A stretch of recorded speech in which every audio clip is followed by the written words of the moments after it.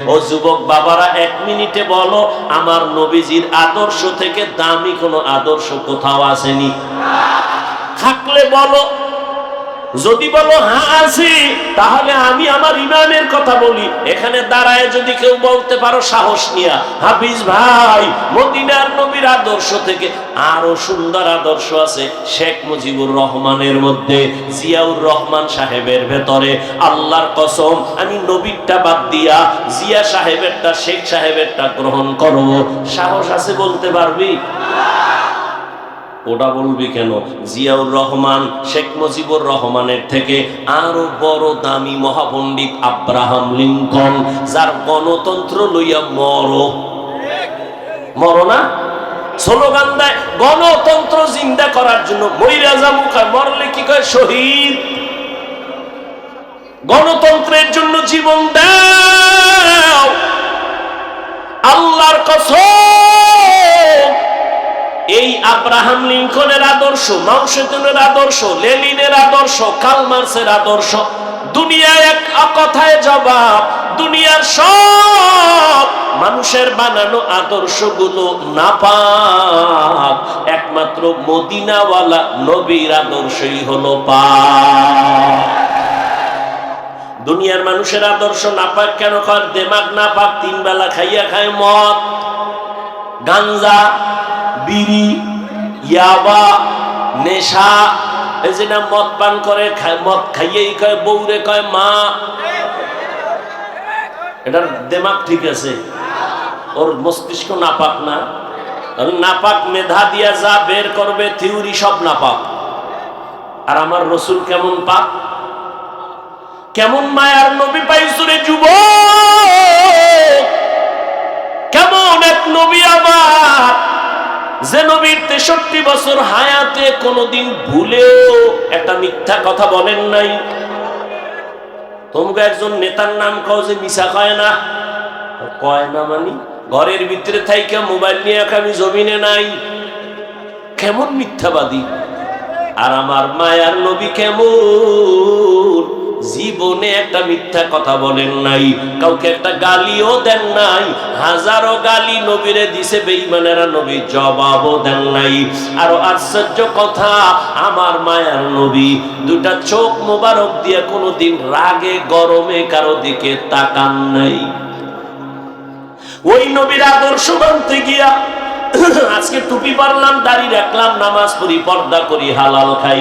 বলো যুবক বাবারা, তোমরা যারা নবীর আদর্শ মানো না, বলো তোমরা কত উপরে, আর আমরা যারা নবীর আদর্শ মেনে চলি, বলো আমরা কত নিচে। তোমরা কত উপরে উঠছো? সালাম তো তোমারে কেউ দেয় না, বরং জানো তুই কত উপরে উঠছো, জানো নি? বালিশে মাথা লাগায় ভাবিস, আল্লাহ না করুক, বুঝাবার জন্য বলি, যদি তুই মইরা যাও এখন, তোর মা খুশি? এই কপাল ভরা, তুই মরলে তোর মা খুশি, তোর কেমন গজবে কপাল লইয়া জন্ম নিছ। তুই মইরা গেলে তোর বাপ খুশি, মনে মনে কানবে ঠিক, কিন্তু ভিতরে খুশি কেন? ছেলেটার চরিত্র এত খারাপ, মানুষের সামনে মুখ দেখাইতে পারি না ছেলের চরিত্রের কারণে। মইরা গেছে, একটা বালা গেছি। এক আল্লাহর বান্দে, আমার আপনজনের মধ্যে ছেলে খুব জ্বালায়, তা আমার দ্বারা দোয়া চায়, ভাইয়া একটু দোয়া করেন। কি? আমার ছেলেটা জানো আল্লাহ লইয়াছে। নিমক হারাম কপাল পরা সন্তান, এমন সন্তান কেন হয়েছ যে তোর মা কষ্ট পায় তোর কারণে, তোর বাবা দুঃখ পায়, চাই তুই মরে যা, তুই গাড়ির তলে মাথা ঢুকায় দে। এমন কপাল নিয়ে জন্ম নিছ কেন? তোর চরিত্র এত খারাপ কেন? মাস্তানি করো, বাহাদুরি করো, অনেক বড়। এই কপাল জীবনে কামাই করলি যে মইরা গেলে হুজুর খুশি, ইমাম খুশি, মা বাপ খুশি। এই 25-30 বছরে কামাই করলি কি বড়দোয়া? আর বাহাদুরি কর, আমি অনেক কিছু না। চাকার তলে মাথাটা ঢুকে গেলে তোর উপায় কি? এমন কোন দিন নেই তো ঢুকে না। যুবক যুবক যুবক, লাশ, সব যুবকের লাশ, যুবকের লাশ, পানির নিচে ঘুমের বিছনায় যুবকের লাশ। কি কামাই করলি? সবার বড়দোয়া কেন? সারা রাত মোবাইল নিয়ে কবিরা গুনাহ কবিরা গুনাহ কবিরা গুনাহ করতে করতে করতে করতে আল্লাহ বেজার হয়ে তোর চেহারার নূর নিয়ে গেছে। তোর চেহারায় নূর নাই। 40 বছরের চেহারা নষ্ট হবে না, 20 বছর 30 বছরের মধ্যে চেহারা নষ্ট কেন? তোর চেহারা আকর্ষণ নাই কেন? তাকাইলে মায়া হয় না কেন? সারা রাত গুনাহ করেছো, কেউ দেখেনি, মোবাইলের দ্বারা আল্লাহ দেখে নাই। ঘুমের মধ্যে মরণ হয় না। মুসলমান হয়ে একটু চিন্তা কর, বেঈমানেরে বলি না, মুসলমান হয়ে চিন্তা কর তো, আজরাইল যদি আইসা দেখে তোর কানের ভেতরে গানের তার লাগানো, তুই মুসলমান হয়ে একটু চিন্তা করতো কবরে কি জবাব দিবি? অথচ তোর মতো যুবক জীবনে মাদ্রাসায় পড়ে নাই, আলিফ বাতাও জানে না, স্কুল কলেজে পড়ে, 5 ওয়াক্ত নামাজি দাড়িওয়ালা, সত্য কথা বল নাই? আর কোনো ওয়াজের দরকার নাই। তোর কপালে জুতা মার, তুই দরজা বন্ধ করে তোর জুতা খুইলা তুই কপালে মার, যে আমার লাইনের যুবক স্কুলে পড়ে নামাজ পড়ে, আমি পারি না কেন? জুতা মাইরা একা একা, কেউ যেন দেখে না, দরজা জানালা বন্ধ করে লইস। এরপর জুতা মারবি কপালে আর বলবি আমার কপালে তো খারাপ কেন? আমার কপালে কার অভিশাপ লাগছে? আমার কপালে তো গজব কেন? আমার মতো যুবক জেনারেল লাইনে থাইকা RAB, army, police, BDR, professor, doctor, engineer, OC, DC, SP, দাড়িওয়ালা নামাজি নাই, সংখ্যায় কম। আর জান্নাতে যাবেও তো এক দল, 72 দল তো জাহান্নামে। জান্নাতি দল কমই হবে, তো তুমি পারো না কেন? রাস্তায় গাড়ি চালায় কত যুবক, আজান হয়ে গেছে তাড়াতাড়ি মসজিদে রিক্সা বন্ধ করে নামাজে দাঁড়ায় গেছে। দেখা হইলে মাঝে মাঝে দোয়া চায়, আর বলে হুজুর লেখাপড়া কইরা হালাল চাকরি পাই না, এই জন্য রিক্সা লয়ে নামছি। চাকরিতে গেলে ঘুরছায়, হারাম টাকা ছাড়া চাকরি নাই। জীবনে ওয়াদা করছি, বয়ান শুনছি, নামাজ ছাড়বো না, হারাম খাবো না। ওই আর্মির চাকরি করে এক বাবা, দোয়া চাইতেছি হুজুর, বলে দাড়ি কাটা লাগবে, বলছি চাকরি করবো না।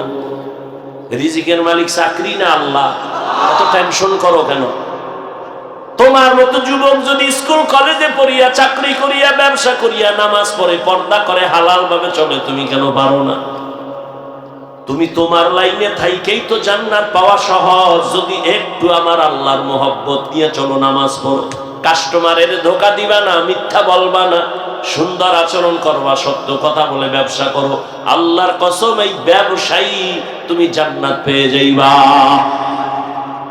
ব্যবসা করে জান্নাত পাইবা। নবী বলেন যদি সততার সাথে ব্যবসা করো, নামাজ পড়ো, হালাল ভাবে, হারাম ভাবে না, ওই লোন উঠাইয়া দোকান, হারাম টাকা দিয়া দোকান না, তাহলে আমি মুহাম্মদ ওয়াদা করলাম, ও ব্যবসায়ী তুমি আমার সাথে জান্নাতে থাকবা।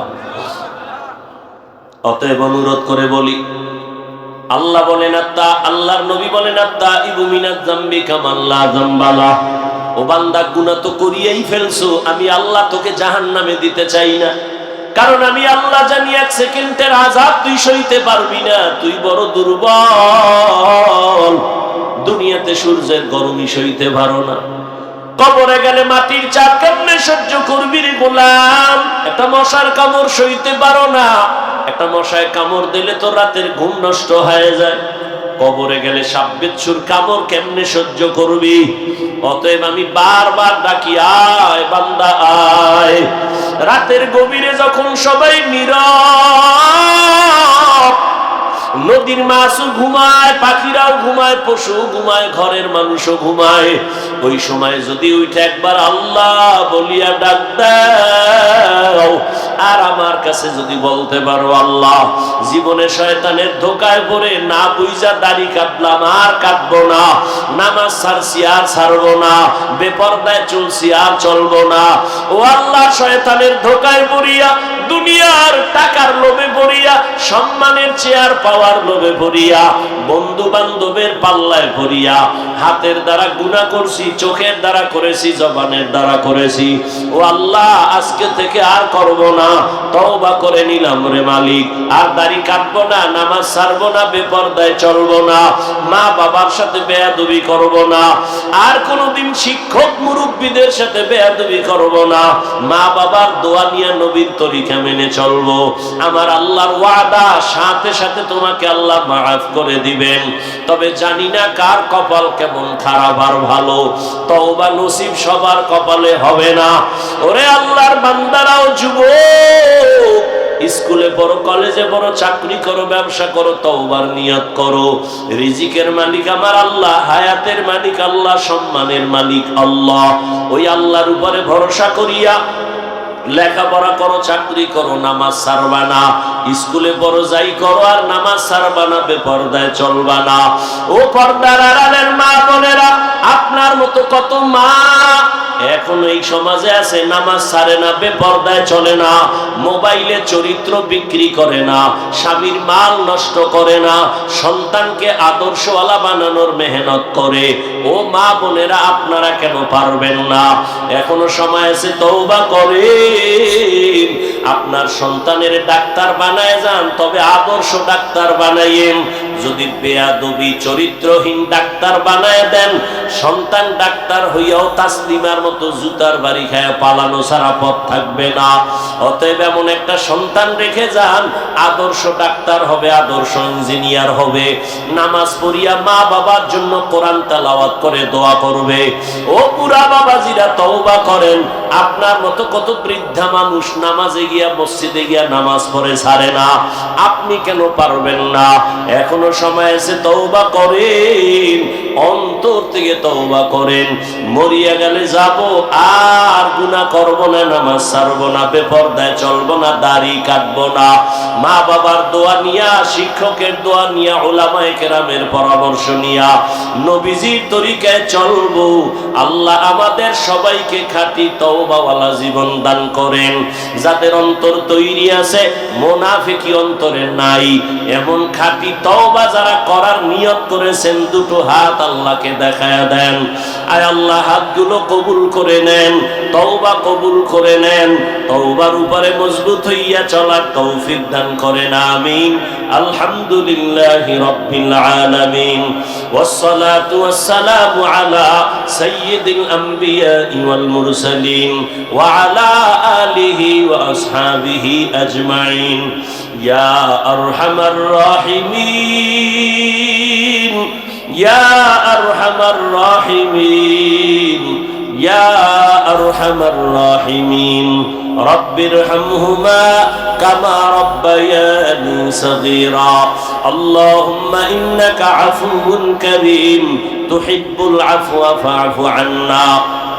اللهم إنا نسألك رضاك والجنة ونعوذ بك من سخطك والنار। ও দয়ার মালিক, ও আল্লাহ, ঠান্ডা বৃষ্টির মধ্যে আপনার গোলামরা এখানে হাজির। ওলামায়ে কেরাম, মুরব্বী, হাজী সাহেব, ব্যবসায়ী, চাকরিজীবী, আমার কলিজার ছাত্ররা, যুবক বাবারা, পর্দার আড়ালের মা বোনেরা, গুনার বোঝা নিয়ে আপনার দরওয়াজায় হাত তুললাম। জীবনে গুনাহ করিয়া শয়তানের ধোকায় পড়ে জাহান্নামের ভিতরে ঢুকছি, তওবার নিয়ত করেছি রে মালিক, আর গুনাহ করব না, নাফরমানি করব না, আর নামাজ ছাড়ব না, বেপরদায় চলব না, দাড়ি কাটব না, আর কোনদিন মা বাবা